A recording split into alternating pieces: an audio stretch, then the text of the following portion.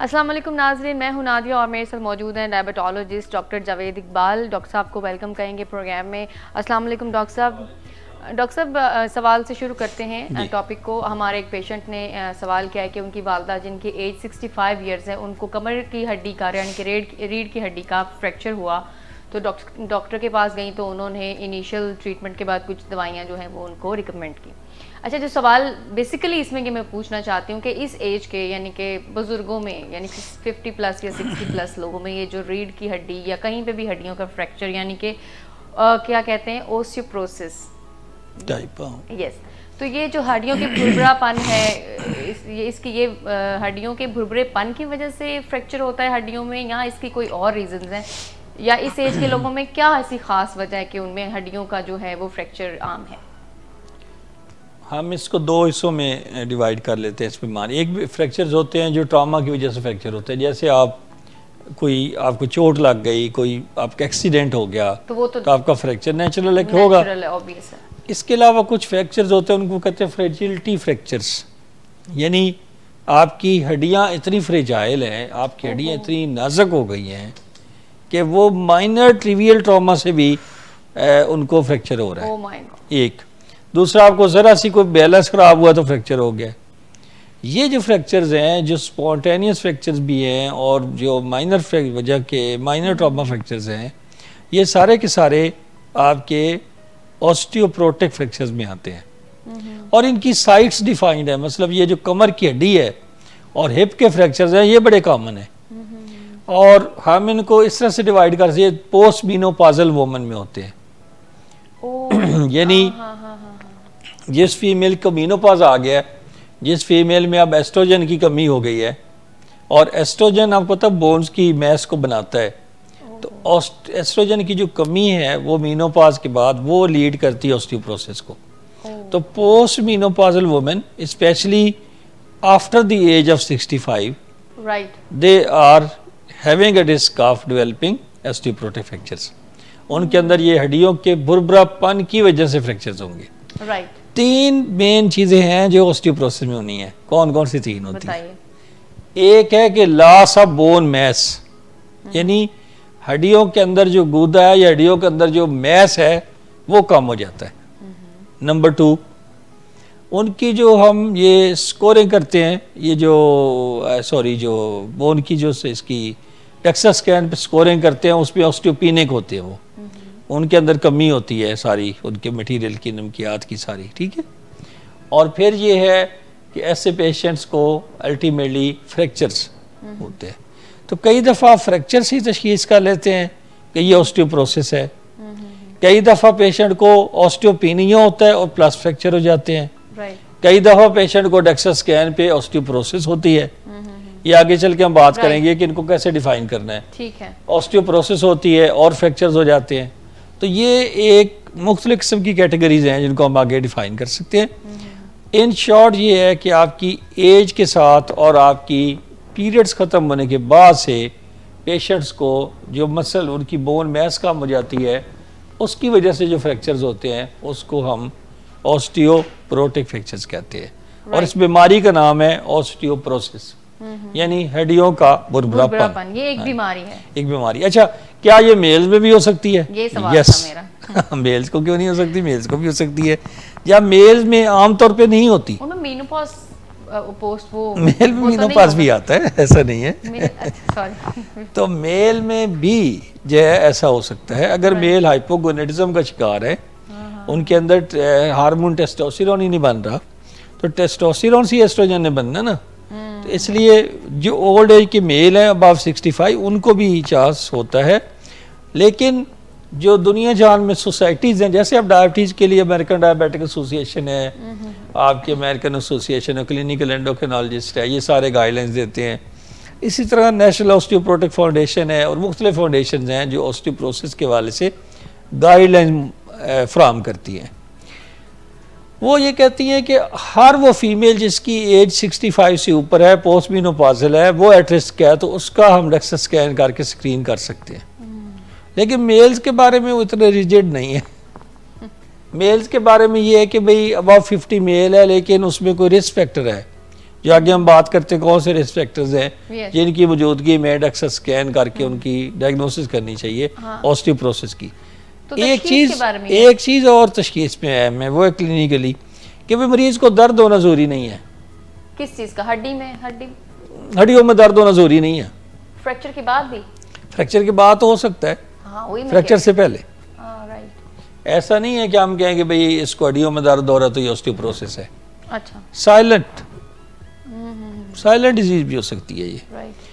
आपके पेशेंट ये हैं वो ऐसा नहीं करेंगे कि अच्छा जी मुझे हिप में दर्द हो रही है तो मुझे आप कहेंगे ऑस्टियोपोरोसिस, ऐसा नहीं हो सकता। वो ऑस्टियोमलेशिया से हो सकता, विटामिन डी की डेफिशिएंसी से हो।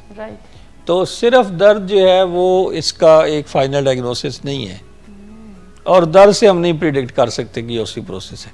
ठीक है। अच्छा, इसका बेसिकली तशखीस कैसे की जा सकती है, मेल्स में या फीमेल्स में? क्या क्या चीज़ें हैं जो मद्देनजर रखते हुए हम कह सकते हैं कि? मुख्तलिफ तरीके अपनाए गए हैं, मुख्तलिफ तरीके अपनाए गए हैं। एक कैलकुलेटर है उसको हम कहते हैं, उसके ऊपर फ्रैक्स उसको कहते हैं, वो एक मतलब मुश्किल सी कैलकुलेशन है, वो कैलकुलेटर के ऊपर की जा सकती है कि कितना रिस्क है उस पेशेंट के अंदर फ्रैक्चर होने का। जैसे हम निकालते हैं ना कि भाई इस मरीज में हार्ट डिजीज का इतना रिस्क है, इतने % है, तो इसमें भी एक कैलकुलेटर यूज़ होता है जिससे आप ये निकाल सकते हैं कि इस पेशेंट में कितना रिस्क है बेस्ड ऑन के मरीज़ के अंदर कौन से रिस्क फैक्टर्स हैं। लेकिन जो एक स्टैंडर्ड टेस्ट हम यूज़ करते हैं उसको हम DEXA स्कैन कहते हैं। अच्छा, DEXA स्कैन में कुछ ना कुछ आयोनाइजिंग रेडिएशन जाती हैं, तो ऐसा नहीं करना चाहिए कि जो भी क्लिनिक पे पेशेंट आया हम उसका DEXA स्कैन कराते जाएं। सिर्फ वो अफराद जिनमें रिस्क हैं, जो फीमेल 65 से ऊपर हैं, पोस्टमेनोपॉजल हैं, उनके अंदर जो है रिकमेंडेड है। और फिर 65 से कम वो ख़वातीन जिनमें बाकी रिस्क फैक्टर मौजूद है। अब वो रिस्क फैक्टर्स क्या क्या हैं? एडवांस एज, ये तो main, hyperthyroid patient, alcohol intake वाले पेशेंट, स्मोकर्स, ऐसे पेशेंट जिनके अंदर हाइपर पैराथायराइडिज्म है, ऐसे पेशेंट जिनको हाइपर थायराइडिज्म है, थायराइड की बीमारी है, डायबिटिक्स हैं कई पेशेंट्स, और स्टीरॉयड इनटेक जो है, कुछ लोग ऐसी दवाइयाँ लेते हैं जिनसे ऑस्टियोपोरोसिस का रिस्क बढ़ जाता है। अच्छा। उनमें स्टीरॉयड इनटेक भी है। हाँ जी। तो ये है कि विटामिन डी डेफिशिएंट लोग होते हैं, ये सारे मुख्तलिफ लोग हैं जो इनकी हम कैटेगरीज बनाई हुई हैं। उन कैटेगरीज देख के हम उनका स्क्रीनिंग रिकमेंड करते हैं। लेकिन डॉक्टर साहब अपनी मर्जी से तो कोई ये डिसाइड नहीं कर सकता ना कि मुझे विटामिन डी की डेफिशिएंसी है, मुझे कोई मर्ज नहीं है, तो मैं टेस्ट है, कुछ पैनल है ना एक जो करवाना पड़ता है। तो वो फिर इसमें जब आपने ऑस्टियोपोरोसिस सस्पेक्ट कर लिया या आपने डायग्नोज कर लिया, फिर बहुत सारे टेस्ट हैं जो कराने चाहिए। उसमें इसको कहते हैं कि भाई काजेज निकाली जाए ऑस्टियोपोरोसिस की, कि इस एक मरीज में कौन सी वजूहत से ऑस्टियोपोरोसिस हो रही। उसमें कैल्शियम है, फास्फेट है, विटामिन डी है, पैराथायराइड है ये, और फिर ESR है, और इसके अलावा ये जो थायराइड है इटसेल्फ, TSH है, T4, ये सारे टेस्ट कराने ज़रूरी हो जाते हैं। और फिर स्टीरॉयड, कोई और बीमारी की अगर इलामात हो तो उसको स्क्रीन किया जाता है। ठीक है। अच्छा, मोटापा भी इटसेल्फ जो है वो भी अच्छा, मोटापा इसको कंट्रीब्यूट नहीं करता, मज़े की बात ये। अच्छा, रियली? हाँ, ये एक ऐसी बीमारी है जिसमें मोटापे का इतना रोल नहीं बेचारे का। हालांकि हर बीमारी में मोटापे की वजह से प्रॉब्लम्स बढ़ जाते हैं। आपने कहा कि मोटापे, तो फिर कौन से ऐसे अवामिल हैं जो बेसिकली ये मर्ज जो है वो पैदा करने में अपना, ये जो भी मैंने लिस्ट एक बताई है यही अवामिल है, यही हैं। अच्छा अच्छा। तो अब सॉरी एक मिनट में बोन स्कैन, ये जरा पिक्चर जो है पीछे वाली ये बड़ी हो सकती है, ये इसको जरा दिखाएं। हाँ जी। अब देखिए यहाँ पे एक सामने जो है सारे ख़वातीन हज़रात आप देख रहे हैं कि एक है कि नॉर्मल, ये ग्रीन जो है आप लाइन देखते हैं, इसमें नॉर्मल बोन डेंसिटी है।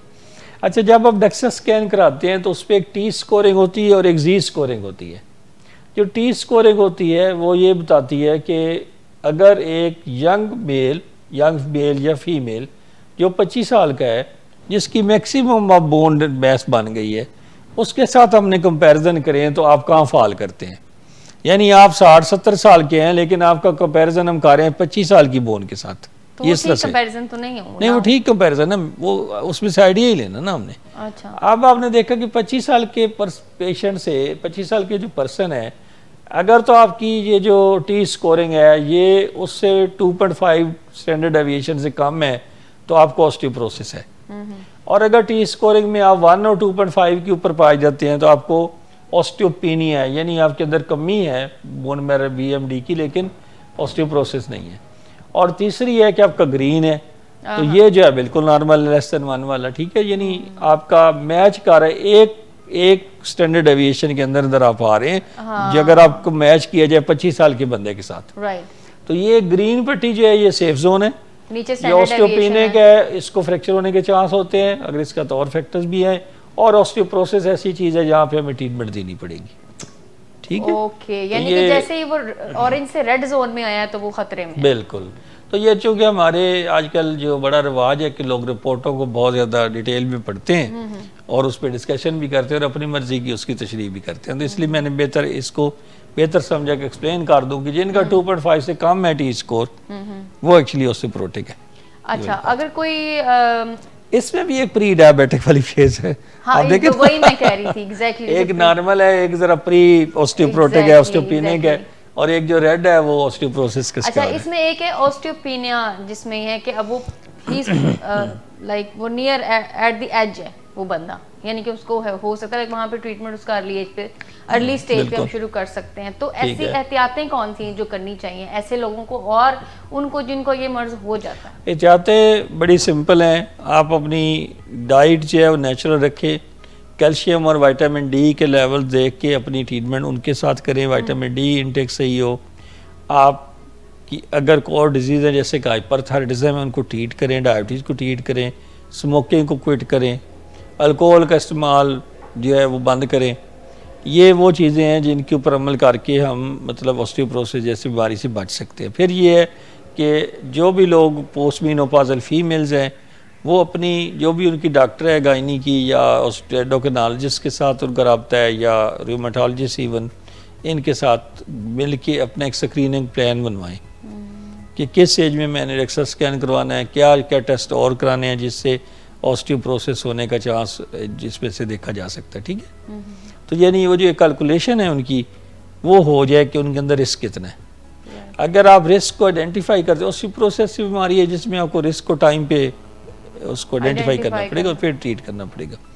ट्रीटमेंट इसकी अच्छी मौजूद है, बिस्फॉस्फोनेट्स हैं और कई और मेडिसिन हैं जो अवेलेबल हैं, वो दी जा सकती हैं। विटामिन डी और कैल्शियम इंटेक भी डेफिनेटली ज़रूरी है इसमें।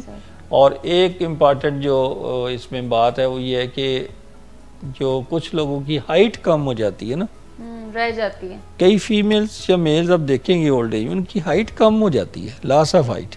अच्छा बकायदा। तो ये भी एक निशानी होती है ऑस्टियोपोरोसिस की, बाकायदा हाइट लूज हो जाना। हाँ, यानी आप 5'8" के हैं, 5'6" के लगे होने शुरू हो जाए, ऐसा भी होता है। तो ये बीमारी ऑस्टियोपोरोसिस है। Okay, right.